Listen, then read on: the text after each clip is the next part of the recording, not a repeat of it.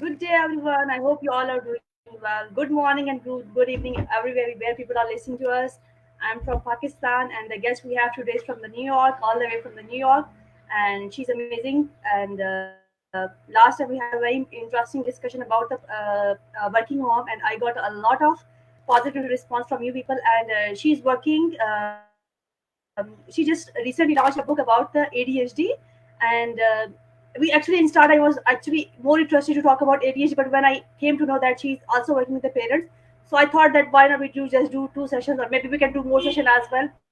God knows. Let's hope for the best, because whenever I see someone who knows a lot about the work she's doing, and she's so much dedicated to her work, so that she just recently launched her book, and we would like to talk about that book also. When in start, I would like to give ask to request her to give a little introduction so that we carry on the show. Yes, Dr. Nicole, how are you? I'm good. I'm good. How are you doing today? I am doing fine. That was my actually first working day after our vacation. You know, that Yeah. recently we have Eid, so it's our first day, kind of. Oh.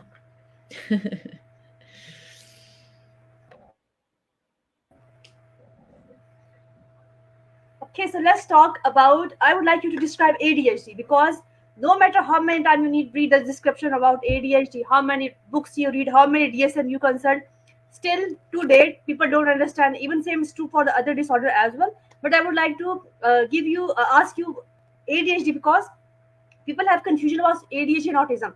So let's describe ADHD from the very basic root. What is ADHD actually?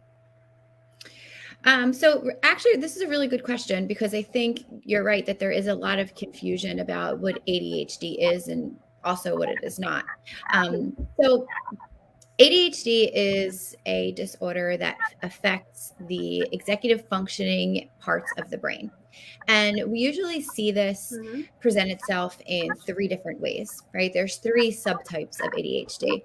The first being Hmm. more of the hyperactive, impulsive subtype. And this is kind of, I think, what when people think of ADHD, I think this is the one that the mental picture that most people get, right? Difficulty sitting still or maintaining attention, kind of talking out of turn, some of that impulsive behavior, being really fidgety, that Exactly. kind of thing, I think is more the Exactly. kind of stereotypical type of ADHD that most people think about. And that's the first subtype, the The hyperactive. classical one, actually, classical one. Exactly, the classical one. They think that it is all about impulsivity, and the child is not able to sit on the chair, and the child is all the time on the go state. But in actually, I Right. think when you start working with these things, you get the idea that ADHD is very different. Well, it could be, right? It could kind of follow that. That's the kind of like I said, the stereotypical one that comes to mind for most people, but that's only one possible presentation of it. The other one, number two, Yeah. would be the inattentive subtype. And this is where it's more of like internalized behaviors. So you might see children kind of daydreaming, getting lost in thought. Maybe they're having a hard time setting goals or maintaining priorities. This is difficulty organizing, losing things, being very forgetful. So that kind of falls in that cluster. And then the third presentation, the third subtype is is the combined subtype, and that's where you're showing symptoms of both, right? So you can be kind of hyperactive and impulsive while also having the inattentive type of symptoms.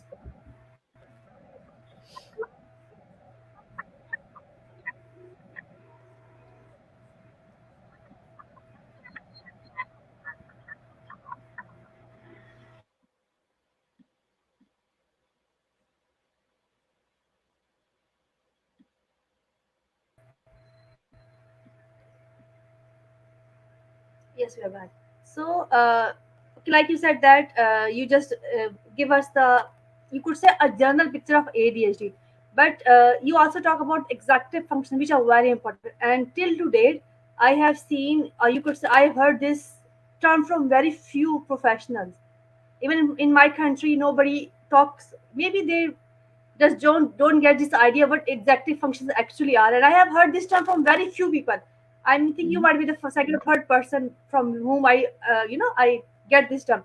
So I would like you to describe what are the executive functions so that we start getting into ADHD, because before going into parenting and what kind of parenting we have to do with the ADHD, I think it's very important to understand what are executive functions.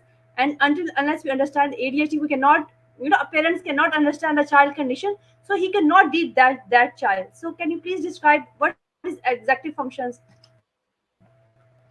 Yeah, so executive function is it's a specific type of mental skill, right? It's your mental abilities that help you do your problem solving behavior, all that um, activates and is involved in your goal setting and goal attaining behavior.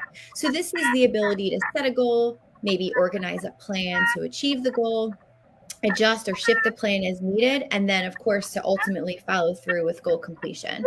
I think that that's kind of the best way to think about executive functioning skills. We can break this down depending on what researcher you're following.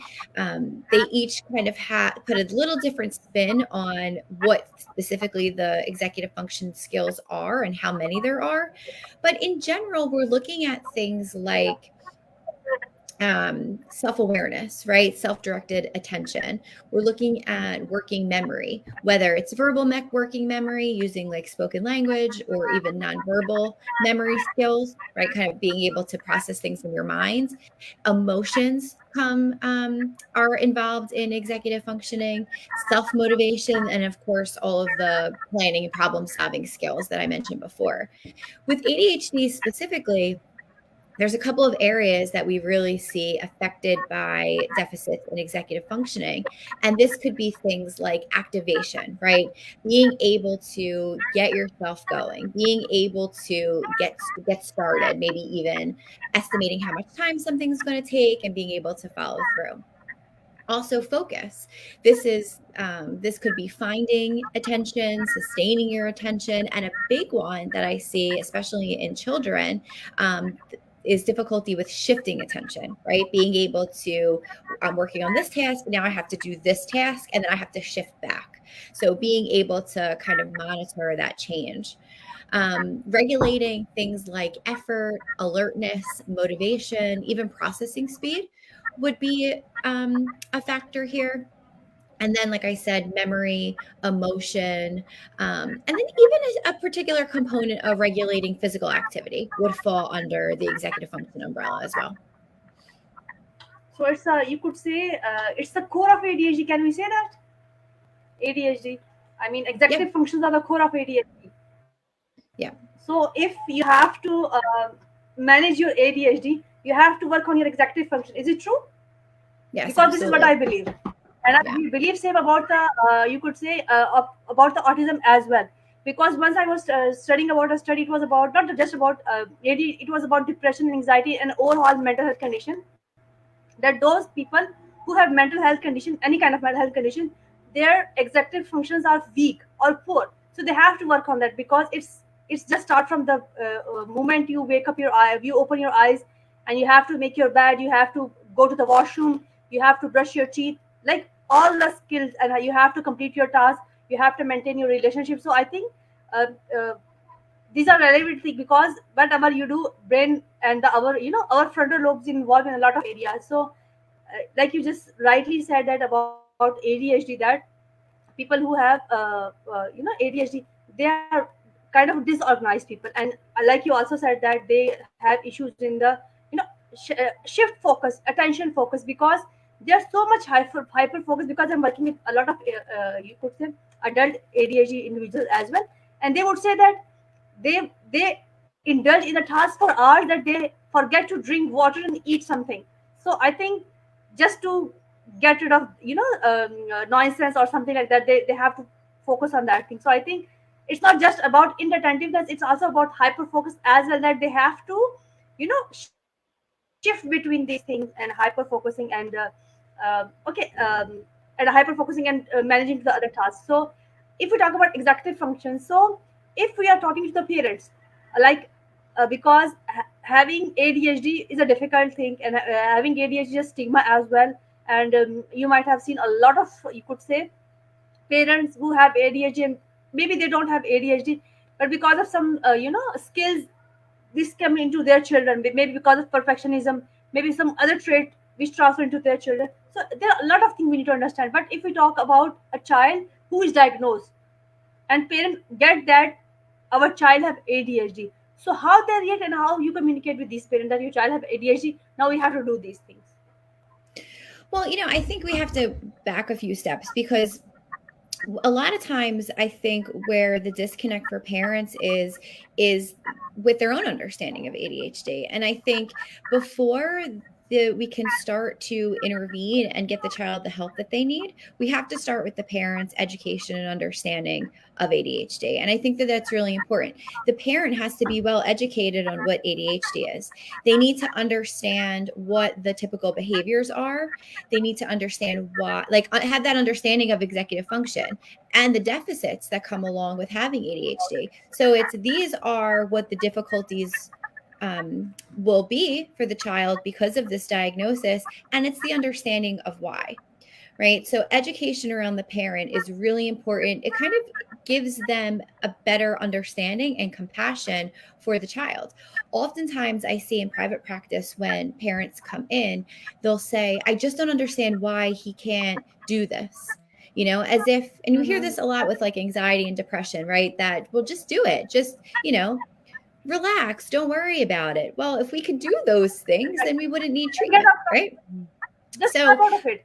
But right, I just just snap don't out. like that. Exactly.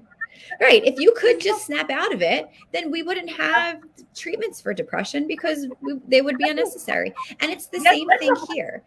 Parents saying, I don't understand why you just can't focus, or I don't understand why you can't just try harder. So I think it's really important as a first step for the parents to have this understanding of your child can't do this. Their brain will not allow them to sit still in class, to focus on this Exactly. task as a first step. Along with that, the understanding and the compassion that goes along with that, the parent is the advocate for the child, right? The parent is the Exactly. number one advocate for the child. And the treatments that the parent or a therapist, an executive function coach, whoever it is, can work on to help the child perform to the best of their ability is one thing. But the parent also needs to be able to advocate for the child in school to get them, whether it's accommodations, whatever services that they need, to make sure that they're, again, learning and performing to the best of their ability. And the parent can't do that if they don't have an understanding of what ADHD is, and what their child needs. So I think in part of the treatment plan, that's like number one, is education for the parent. Second to that, you mentioned the getting the diagnosis and the evaluation, and this is so important. And I there's a lot of, I don't want to say disagreement, but there, for lack of a better word that I can think of in this moment, I'll say disagreement among the different types of providers who diagnose ADHD on what that evaluation should look like. But I think it's super important that parents, if they That's the can, it's problematic because what the parents really need is a full psychological and neuropsychological evaluation performed by, whether it's a psychologist. I think there's some psychiatrists that do it as well, but we want to see all areas of functioning: cognitive assessments, exactly. academic achievement assessments, personality functioning, emotional functioning. We need to see all aspects of the Psychosocial. child's functioning. Exactly. Exactly. Exactly. Because this is going to tell us, we want to know where they're struggling as a result of the ADHD. We also want to know where they're really succeeding, where their strengths are. There are a lot of strengths that children with ADHD can have, and we want to make sure that we can recognize them. The weaknesses tell us where we have to intervene. And with ADHD, the likelihood of there being a co occurring disorder, anxiety, depression, learning disabilities, and so on and so forth, is so high. The percentages are in like 70-80%. If your child has Exactly. ADHD, it's very, very likely, I think it's about 75%, that there's a second disorder. So if Learning we're going to treat the disability. ADHD, Say that one. Like the child who have ADHD, they have learning disability must, because if the child is inattentive, the child is going to. Even sometimes. Okay, just complete your discussion, then I will give you my point of view. because Yeah. I just cut it. No, go ahead. It's fine. Okay. Learning That disability is, yeah, yeah. Okay. yeah, you go ahead. You've seen it. I guess you've seen it a lot in practice. Yes, actually, I'm working since 2011, and the thing is that what bothers me a lot, because the thing is that if a child is inattentive, okay, so the child is probably have, you could say, speech problem as well, because the child is not listening to you, because he's so Mhm, much hyper and he's inattentive, so he don't listen to you. So sometimes people would say that go for the evaluation of the eyes, go for the evaluation of the ear. So one thing is that they're mixed with autism, and there are a lot of mixed with autism cases. Sometimes the child have autism, they are diagnosed as ADHD, and sometimes it's ADHD, the child is diagnosed with autism. So these are mixed things. The second thing is learning disability. People don't understand this point, that if a child is, when we talk about intellectual disability, then we look into developmental milestone. But we see, when we see toward ADHD, then they have met the developmental milestone accordingly, like other children. And mhm, maybe in my practice, I have seen children with ADHD who have very good IQ. mhm, Like few of them have very good IQ, maybe above average. So people don't understand this idea that if a child don't have less IQ or below average IQ, how a child is not able to sit on the chair, and how the child is not able to learn a simple thing. Because the ADHD learning is different kind of learning, because they learn into chunks, and they are just doing that decoding method, which is now very much prevalent in our education system as well. So that is a point that parents always ask one thing, that we don't get this idea, why the child is not paying attention, why the child is mhm. not getting the marks. That's why, and that's bothered me so much, because we see the child is quite capable of, and I have seen a lot of children in our country, in our Pakistan, that they are sent out of the school because of these reasons. I mean, schools are not taking these children. Mhm, Where will they go? If we talk about intellectual disability, they are going into other schools. Okay, if we talk about physical disability, they have separate thing, and they have to go to separate school. But what about a child who have developmental milestone at age appropriate level, and who cannot sit in the chair, and despite the child is having a very good IQ, the child is failing in the classroom. So I think by this session, by awareness raising, we can talk a lot about this, because it's very important to understand that you are going to ruin the life of your child.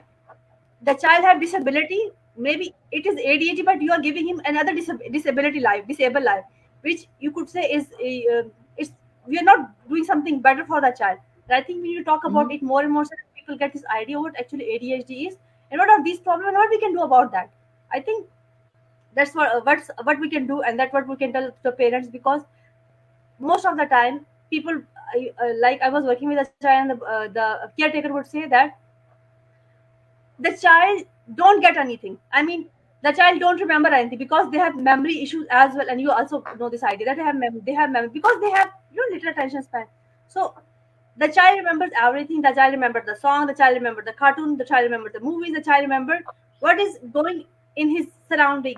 Like if somebody is talking on the in the shopkeeper, then what shopkeeper was saying, what are the dialogues of the drama, what are the lyrics of the song. He remembers everything, but he don't remember what is in the classroom, what he's supposed to give in the test. Or if he remember for one moment, the next moment he forget that thing. So I think forgetting is a very important aspect of ADHD, and I would like you to talk about that also. The memory aspect, of course, memory falls in that executive function under that executive function category. So it's very common to see children being very, not just children, because it affects adults as well. But we see problems with being with forgetfulness. We see problems with accessing recall, using working memory. It kind of can tap into a couple of different other areas of the brain as well. Processing speed is related to memory, and that could be an issue. And the reasons for this, I think that there are a few. Partly is that there's deficits in the executive function, right? So we're going to see problems with memory just because there are these differences. But if you're not paying attention, if you're not fully engaged in the task that you're supposed to be either paying attention to or working on, you're not going to encode the information, take it in and encode it the way that somebody who is completely focused and completely engaged is. You're not going to be able to then recall it and recite it. So there are different ways that the memory issues can play out. And that's kind of another factor, to your point with the learning disabilities and how we're doing a disservice to these kids. All of these things mixed together, let's not forget, these children and adults too are learning that there's something different about them, right? They're probably Exactly. getting in trouble a lot. They're probably recognizing that they're struggling. Maybe they can understand Yeah. why things feel so much harder for them, or why Yeah. everyone else is able to do something and they can't, such as, control their body, sit in their seat, not blurt out answers. So then what you have to be really careful of, what happens is these children start to internalize those messages, right? They start to internalize that, hey, like, I'm not good at this, or I'm really bad. And then we start to see problems with self esteem develop. We start to see anxiety creep in and depression to start to develop. And that's why it's really important with that education that parents are self educating themselves on ADHD, and they learn through a neuropsych evaluation with the strengths and weaknesses of their child. They have to validate and reinforce the positive aspects of their kids. They have to, make sure that they're encouraging them to continue to go after the things that they're good at and validating their efforts, not just the outcome, right? But hey, you really worked hard on this, or I saw you trying really hard and you spent a lot of time working on that. You spent a lot of time studying, like, great job doing that. Because you have to combat those negative messages that they're getting constantly. So the anxiety and depression can really start to creep in and really start to develop as these things continue to come up. Okay. So like you were very much right. Yeah, like we were saying that when we talk about ADHD, we just talk about hyperactivity, or the child is not able to sit on the chair, and we just forget this idea that maybe the child is falling a lot. Maybe the child is not able to make assignment on the time. Maybe the child is not able to wake up early in the morning. The child is not able to, you could say, go to some places. The child is always late from the school. So all these kind of things are, creating a lot of trouble for these individuals. And like you are very much right about you, like you rightly said, that these children always feel that there's something different in them. Mhm. And I have worked with people, and I am working with people who are diagnosed at the age of 18, at the age of 60, at 60 years of age somebody is diagnosed.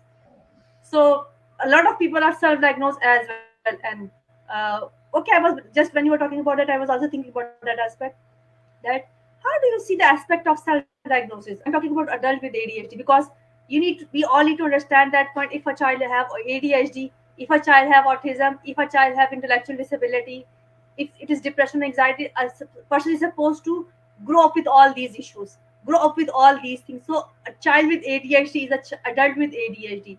A child with autism is an adult with autism. So we need to understand these things. So what do you think about, what is your point, or your opinion about self-diagnosis? Is it valid? What is your opinion? I don't think so. I think that people can identify in themselves symptoms or weaknesses or areas that maybe they recognize are lacking or maybe different. But there Hmm. are reasons why people go to school and study these areas and are trained in the diagnosis of these areas. There are Exactly. instruments that professionals use that are valid, that are reliable, that have been through extensive testing to make sure that it's able to differentiate to a, in a clinical sense, is this symptom or is this cluster of symptoms, diagnostically significant. um, and I think self-diag and I think I don't want to say self-diagnosis, but I think that the perception of the self or someone's ability to describe what they're experiencing is extremely important, right? I mean, that's why we spend so much time the first time we meet a patient going through their background, their history, asking what their experience is like, what they're noticing about themselves.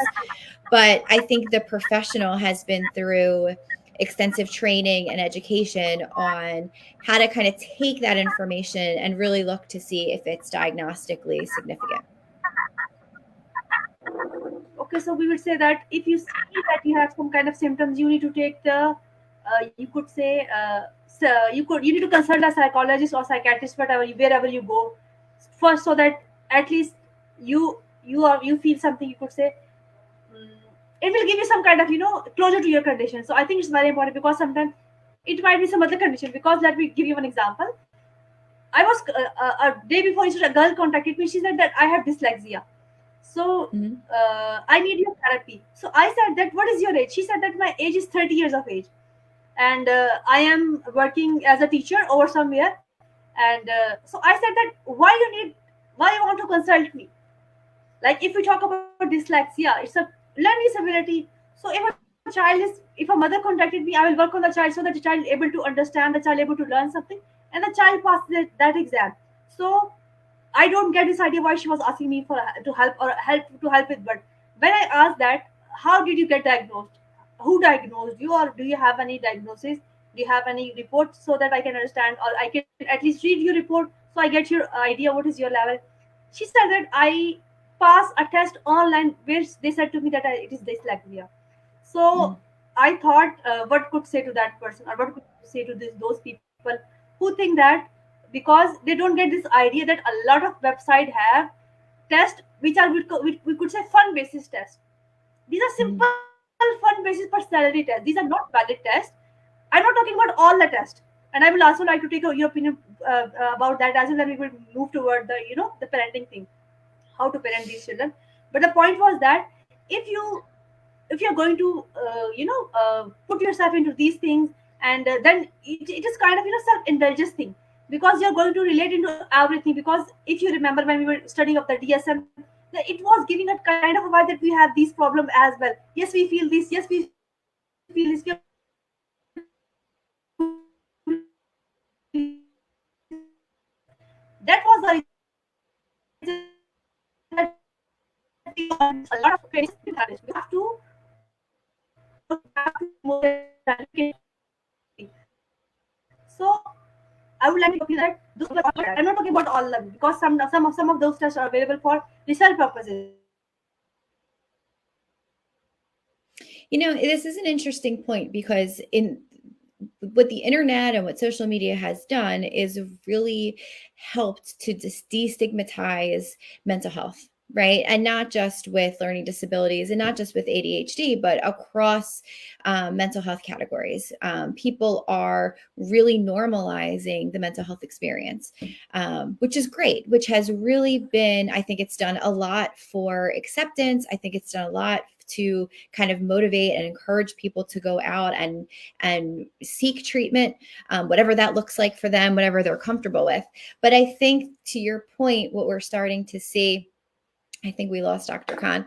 But I think what we're starting to see is a tendency for there to be an over normalizing or an over normalization of mental health.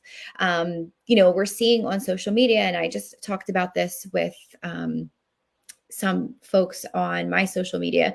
What we're seeing on social media is a tendency to, we're using diagnostic labels in normal everyday conversation. Everyone on social media is sharing their opinion on how to help yourself, how to work through mental health symptoms. We're seeing, oh, you're back. Yes, I'm back. Now taking you get this idea that you have to talk, and talking about aspect, and you just continue your discussion and what you were giving the point and what you were talking about. Then I will ask my question, because my question was very important, and I feel that we have to talk about that also. That there are a lot of tests available online, and people are Mhm. trying that self-diagnosis thing. And Yeah. sometimes they're using it as excuse. As I'm not talking about all of them. Some of them, they're Right. using excuses, I had this problem, and they just dump themselves into the room that we have depression, without understanding this idea that what is it depression, what how depression look like, and you're just Mhm. fantasizing that you don't have that problem, you're just fantasizing this. So I would like to take your opinion, because few tests are available, or because I have seen that as well, that few tests are available online for research purpose, and they take the data and then they use it for their PhD. But these tests are not that kind of diagnostic, that you apply for that thing and you just do that, you attempt these tests and you just say that we have these kind of condition. What is your opinion about that? So I started you we lost you for a second. I started answering the question, but I'll go back. I think this speaks to a larger issue that I think we're starting to see with the internet and social media, where, originally, social media, access to the internet did a lot to help destigmatize mental health, right? Like we really moved into such a great direction where we could really normalize or move to normalizing the mental health experience, which is great.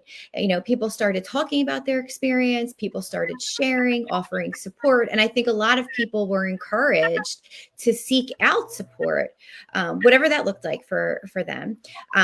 Because of this movement in social media, but I think where we are now, we're kind of teetering in this place where we're over normalizing it. We're making things somewhat too commonplace, and you see this with diagnostic labels, right? Everybody is OCD, or every person who can't pay attention is, my ADHD is so bad today, like that kind of thing. And what that's doing is actually now it's starting to have the opposite effect. People who are actually struggling are being dismissive of their own symptoms, because now it sounds like, oh, but this is what everyone's experience is. And access to access to those kinds of tests and measures, that aren't valid, that aren't reliable, are really harmful, because if they're not giving accurate information and someone is saying, here are all of my symptoms, and the test is saying, oh, but you're fine, that's problematic. They're not going to seek out the help that they need. So this is kind of, I think, the kind of murky place that we're getting to with social media and with the internet, where we want to be really careful and find a line between what we can consider destigmatizing, versus when we start to teeter over into something that's a little bit more dismissive. I talked about this recently on social media, on an Instagram live, and some of the comments coming in were really, it was just like really troubling to hear, people who were saying that they kind of felt that their diagnosis was being dismissed, or that they couldn't speak up and ask for help because everyone has this kind of similar symptom. Everyone is experiencing this problem. And it kind of became, this is something that this is something that should feel normal. I don't need to go get treatment. When in reality, because we're talking about it as if it's so commonplace, we're actually doing a lot of harm. And so that's where, some of those online tests and quizzes could be really damaging, because how do we know that it's giving us accurate information? If it's being dismissive of symptoms, people aren't going to seek out the help that they need. And if it's kind of over diagnosing and saying maybe you have a problem when what you're experiencing is kind of normal, then we're over normalizing, maybe some problematic or unhealthy behaviors and symptoms. So it can be really challenging to find where that line is between the normalizing and the over normalizing. Okay. So, like you said that on different forums, whether it's online forums, people talk about different thing, and you're very much right that sometimes they overgeneralize the symptoms, sometimes they internalize the symptoms as well, and and sometimes people don't understand that these things are giving you harm instead of giving you some kind of information. So the best would be just go and consult a psychologist at least for once, so that you just clear out these things. And like we have to talk, like that's the reason that why we are doing these kind of shows, these kind of discussions, so people get this idea that if they feel that they have this kind of condition, it's never late. You can go to psychologists and anytime and you can seek the help. Okay, let's talk about the parenting aspect, that uh, how to parent a child who have ADHD, because it is very difficult.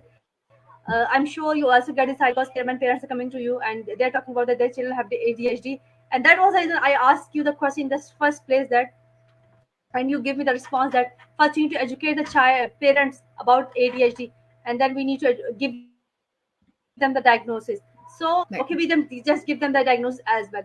Then the next point, which I think every psychologist or every therapist should do that, what to do with that children, because diagnosis is not a full stop, and I have seen a lot of parents are struggling after that. It's not about Mhm. diagnosis, it's the struggle they have to do. What to do with the child who are diagnosed now, where to go, what to do, where to go for education resources, where to go for therapies. So how a parent can work with a child who have ADHD? So, parenting a child with ADHD could be parenting in general, let's say, can be very challenging. It can be very overwhelming. It can be very frustrating. Parenting a child with ADHD, um, even more so, right? Because often what happens is that the parent is even more overwhelmed, right? Because things can be a little bit harder. There is research that shows that when there's a child with ADHD in the house, the conflict in the house is, so much greater. There's actually statistics that show that when there is a child with ADHD in the house, the rate of divorce among parents is significantly higher. That the turmoil amongst siblings is significantly higher. And this is important. This is an Exactly. important fact to know, because what can we do about that piece of it? Right? The conflict and the stress. So, after, like we said, parents need to have education around ADHD, they need to get a complete diagnosis and evaluation for their child. The parent needs to figure out what they need, right? What kind of self care does the parent need? Because they have to be able to be able to manage feeling overwhelmed and the frustration. Because one, they have to be able to be fully present for their child, and they need to manage their emotions, and they need to model all of that. Emotional regulation is an area that is problematic for children with ADHD. It's the same area of executive function where we tend to see deficit. And so the parent needs to be able to control and work through their emotions so that they can help their child work through theirs. So that's probably the next thing that I recommend. Other things that are going to be really important here for parents that have children with ADHD is going to be things like setting consistent boundaries, right? And these boundaries might be physical boundaries, they could be mental or emotional boundaries, they could be time based. But this is going to be really important because children with ADHD have a hard time self regulating. So we need healthy boundaries that tell kids what their limits are and can help kind of create routine, right? We need rules, we need predictability. This helps with some uncertainty. This is going to help with difficulty with transitions, and all of that can help with anxiety if that's something that the child is experiencing. So, consistent boundaries, routines are so important with children with ADHD. It's important for them to know what's coming next, what this day is going to look like. We're going to do this first, then we're going to do that. Children with ADHD help set expectations, and we know that children with ADHD are going to respond better to structure and predictability, right? So, if we can clearly kind of communicate what the routine looks like, that's going to help reduce anxiety, it's going to help reduce conflict. And that's going to be really important too. Exactly. So Another thing I think is really important with in this area, maybe the last point I'll make here is gratitude. And with gratitude, this is going to be important for the parent to kind of not get lost in focusing on the challenges and the difficulties of the day to day, but that there are some really great things that are happening that they should be, feel thankful for and can acknowledge. So that's going to help with their own self care. But it's also going to translate with the child to being able to, as we were talking about before, focusing on strengths and validation and reinforcement. That's all so important here. So, gratitude and praise and encouraging children to kind of really seek out things that interest them, they're passionate about, and things that they're good at. We want to make sure that they're not just getting like negative feedback all day long. And from the parents' perspective, thinking about, in the midst of the chaos, in the midst of the challenges, where can they practice gratitude. So maybe it's, "Oh, thank goodness, my child had this meltdown in the car instead of in the grocery store." Or thank goodness that this is coming up now. I see how upset my child is, right? We can work through this now rather than, in the restaurant. Things like that that are wins. The parent really needs to acknowledge for themselves, the benefits of gratitude we know are far reaching, but then also share that with the child so that they're getting some, positive praise and reinforcement. Exactly. And you're very much right about that. Being thankful that what you have, and I think over here we are not trying to preach something because you have other forums for that, and there are other people who are responsible for these things and who have mentioned about that thing. But at least we could say that what you have, what is in your limitation, it is enough for you, and I think you are doing enough for your child, because you are the one who is taking care of your child. You are the one who is making the schedule for your child. You are feeding your child, you are changing the dress of your child, and you're taking your child to your school and therapies and for education as well. So you're already doing very much enough. You don't Mhm. need to take guilt for that. You're not enough, because sometimes parents get this idea and maybe are guilty about that, just because of bad parenting. Because whenever a child have, because you just mentioned the temper tantrums or meltdown, people used to think that that's because of bad parenting. So people don't get this idea what is a temper tantrum and why the temper tantrum is coming from which side that is coming. But the parent know that, and this is the, and that's and the person who is going to control, or you could say manage that temper tantrum or meltdown, is a parent. So I Mhm. think all should parents should understand this idea. They are doing already very much. They are doing great for their children. Nobody else is doing for that. So it's not that uh, I just recently get this read somebody that don't call even them a super mom. They're super dad. Don't even call them that, because they are the person who are doing that job. So being resilient is not something that it means that you should put more trouble on that. I mean, that is their job and they are doing very well in that, and nobody could have the idea what they are doing. So instead of judging them, you should praise them, those parents, and just support them. So over Mhm. here, I would like to ask a little question from you, because you just mentioned the meltdowns, because we have seen the meltdown in the autism and other children as well. So let's say there's a child who had meltdown. So how parents is going to work with that child? I mean, especially if the meltdown is in public place, what she can do about that? I think this is such a great question. And I think with meltdowns and temper tantrums, this is most parents' question, right? Like, what do we do about this? How do we treat this? And I think that there's a couple of things here to consider. Um, One thing is going to be the age of the child. For some children, temper tantrums are very age appropriate, right? Especially younger kids. And that's something that's really important to remember, that if you have a toddler, if you have a really small child, as frustrating and maybe as embarrassing as a meltdown can be, it's completely normal. It's completely age appropriate. They don't have the language skills to say, "I'm really frustrated," or "I'm really upset about this right now." And so they act out, and they don't have the emotional regulation abilities at such a young age to say, I need to separate myself from you for a minute because I'm mad that you're not giving me my way.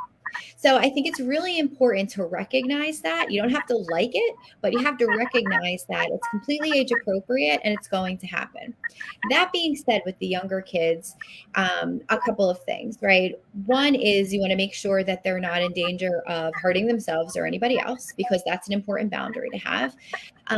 But once that piece is removed, if the child is kind of wailing or throwing themselves on the floor, you can let them do that. You can let them feel their feelings. I think oftentimes parents are very quick to kind of jump in and stop the meltdown. Again, I'm talking about younger children, but most of the time it really is more important to let them have the meltdown. Let them this is how they're expressing feelings in an age appropriate way. If you're in the middle of a restaurant, if you are in a grocery store, if you're in a public place, it's absolutely okay to move them, kind of separate them from, have them a little out of sight, but you don't want to stop it, quiet down, let them feel their feelings.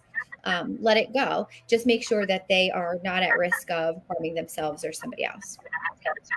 For older Exactly. kids, that's a And little this is what I harder. And yeah. this is what I always Um, like. yeah. This is what I do in my center. It's worked very well, by the way. I just stand, even sometimes I sit on the floor with the child. Like if he is lying on the floor, I just sit over and just watch, and I just said that it's okay. If the child hurting himself, then I intervene. Otherwise, I just sit and You sit with the child. intervene. Yeah. I mean, it's the best thing that you can Exactly. do. If a Your child is reaction running, you to will go it. behind the child. Right. Your reaction to it is also really important. And this is for kids of all ages. If the child is melting down and you're yelling and, trying to discipline them in the midst of it, that attention sometimes is enough to make this tantrum continue. Or it's enough to cause the child to do this again because of the attention that they're getting for it. So it's best to just make sure that they're safe. You could be there as a source of comfort, but let them express the feeling. Oh, I can't hear you. I actually mute my Oh, mic. There's a lot of oh, you did. disturbance from my side. Sorry for Oh, that. sorry. I There's a thought you were lot of talking. I children thought over you were here. talking to me. Before that, I just turn off my camera and I just forget to turn off my mic. And the girl was asking for something. Both of the girls asking for something.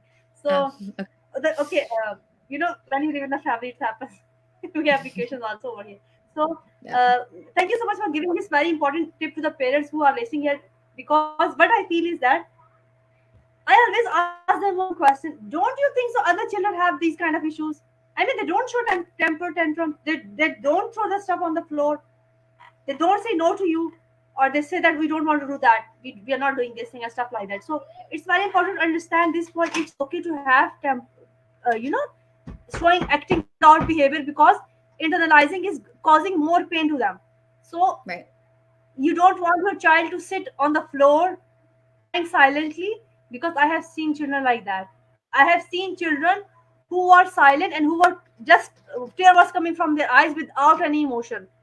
I mean, just because of that much abuse from the family, and the child don't have a parent, and he was living with his grandparents, and it was that much, you could say, abuse, that he was just silently crying without any emotion. So I think nobody wants to have that kind of behavior with their children, and nobody wants that their children stop communicating, because a child is already having hard time with communicating with you.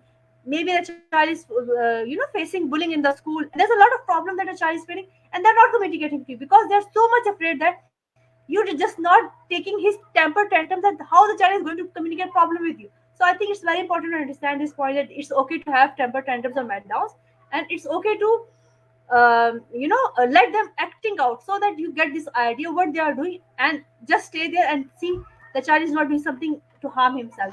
So Right. let's discuss something about the aspect that okay, you just said that if it's about parenting, that parents have to take care of themselves, and like I would agree to you that you said this about ADHD, that parents have the high ratio of separation, divorce. In our country, I would like to say that in our country, those parents who have children have autism, their relationship is strangled. I mean, it's just like that.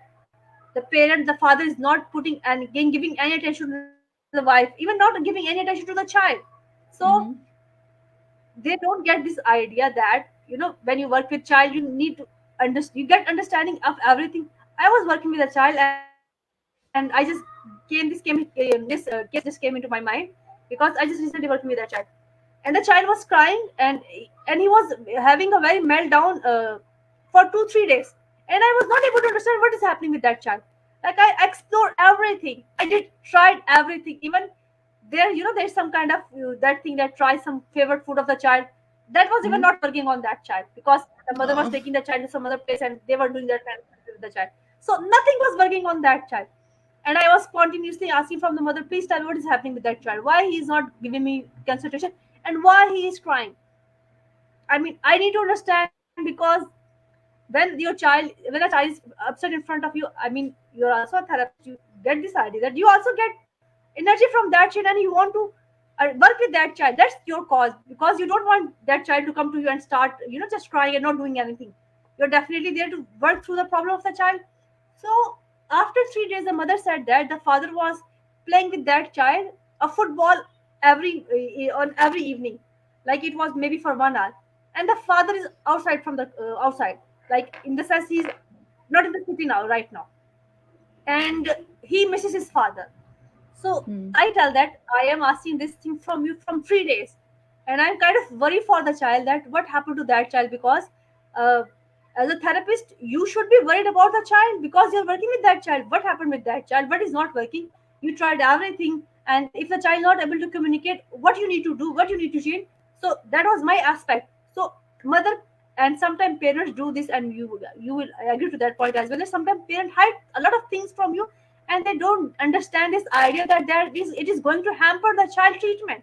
So kindly, Mhm. whenever you're taking your child somewhere, try not to lie to the therapist. If you're not lying, even try not to hide anything from the therapist, because I was working with a child, and that was a very hyper child. He was on medication, and I worked with that child for you could say 4 to 5 months, and the child was coming to us in the evening timing. That was maybe from 3 o'clock to 5 o'clock timing. So it is a kind of time if that you have taken everything, you have played, you have eaten everything, and you're kind of relaxed that time as well. When we shifted the child was so sleepy that he was not able to get what we are trying to say. And he would come and his eyes were so red, and I was so worried for the child. What happened to you? Did somebody beat you? Because that was my concern, because you have to think about everything. What is happening with the child? Why he's coming in with the red eyes? Because it is my habit that whenever child come to me, I check the child, and people should do that as well, because Mhm. I do, God forbid, you have to think about everything. So I Sure. was checking that child every day. His eye was so red. Then his father told me that he's on medication, and I asked him, and I inquired him, why you did not tell this to me, and why you're giving him medication, for what reason you're giving him medication. And for 5 months we did not have seen him hyper, and we used to say he's not hyper child, because he was on medication. We did not know that idea. When the father, when we talk to the psychiatrist that the child is coming a lot of drowsy state, and he's not able to learn anything, then the therapy is useless. And even we said that we are not going to do the therapy of the child because we cannot work with a child who is so sleepy. Then the parents little temper off the medication, and that's how the child starts showing his original behavior, I would say, his own behavior. Mhm. That temper tantrum, you could say, through throwing things, breaking glasses, hitting other children and stuff like that. So then we start working on that thing. Before that, we were not working on these things. We were working on his academic part, and just because of this, that parent did not communicate with us that the child is on medication. We just not focus that much on his behavior, which Right. is very important as well. So I think uh, I would like you could say, conclude the session that at the end I would also like you to tell us about your book also, which is about ADHD in parenting, and after that we will finish our session. So yeah, I could speak about the book. So the book is actually not available yet. It will be on Amazon, I think by September 1st. And it's about very much what we've been talking about today, understanding ADHD for the parent, how to and where to go to get a psychological evaluation to get the child diagnosed and the importance of that. It's written in the perspective of mindful parenting. So a lot of the techniques in there are first for the parent, how they can use mindfulness as a way of self care, so that they're coming from a healthier place when interacting with the child, and then some parenting techniques also from the mindfulness perspective, and how to involve the child in that process so that the child is learning mindfulness techniques as a way of working through some of the problems with executive functioning that they may be experiencing. So not out just yet. Hopefully by September 1st it'll be on Amazon. Finger crossed. Finger Fingers crossed. crossed. And I would like to comment something else also, because when you give me that topic, I thought you're talking about a very conventional way. What people used to do when they're talking about from the perspective of the child. And I very much appreciate the idea that you're giving to this book, and you're communicating from the world that as a parent, what do you need to do about yourself? How you need to Mhm. go to save your relationship? And I'm very much excited about your book, and I would love to read your book also. That is a different aspect, because like I told you that when you're working in some, when you are working with in the field, then parent always ignore themselves. I mean, for them, I mean, we would make so many calls to the parents that please come to us, we want to talk to you, and they would say that we are so busy, we don't want to come, we don't have time, and the mother will talk to you and things like that, and they don't understand if we are working with, because whatever you do, we get this idea if it's about ADHD or if it's about autism. Then there's many male, the ratio with in males, or you could say in the boys, is a lot as compared to the girls. So if it's a male child, then definitely we have to talk to the father, because they are attached to the child, they're attached to the father, and they are, you could say they are idolizing their father. So they don't get this idea that they are very important for their children as well. It's not that they should be there, but child is looking toward that father. So I really much like the idea that yes, as a parent, you have to take care of yourself. Mindfulness is very much important, and saving your relationship and having boundaries and having important boundaries with your children, and sharing the burden is also very important. I would say that, like, Absolutely. Hmm. sharing the burden, because a mother have to take care of the house. If a mother is working, then she also have to take care of that thing as well. She have to take care of finances as well, and she have to take care of, because it's a 24-hour job. And if you have a child who is very naughty, you don't sleep, because if it's ADHD, because that was a different session, we did not talk about ADHD. But if it's ADHD, it's about the food, maybe eating issues, sleep issues, management problem, school issues, and Hmm. there's a lot of problem that a child is going to face. And that's the mother who is there, or maybe a single parent, maybe it's a father who is all the time there. If you talk about your country, so thank you so much, Dr. Nicole, for you today. You could say Yes. Thank you so insightful much for discussion. having me. That was so, you could say, I love this session. I enjoyed this session, and we don't know that we did not get this idea that we crossed the time. And we will request you again in our show. And anything else you want to talk at the end? I mean, there's so much, but I think we did a good job of kind of covering some key points, some key takeaways. Um, yeah, I think we did good. We covered a lot. We definitely covered a lot of ground. Yeah, and that was a very interesting session. And I think when you're working, then you have a lot of things to talk about. And it's not just about talking to the parents; it's also about when you're talking to the therapist. Then you're learning a lot of things, and that is when I'm talking to the other people, other parents.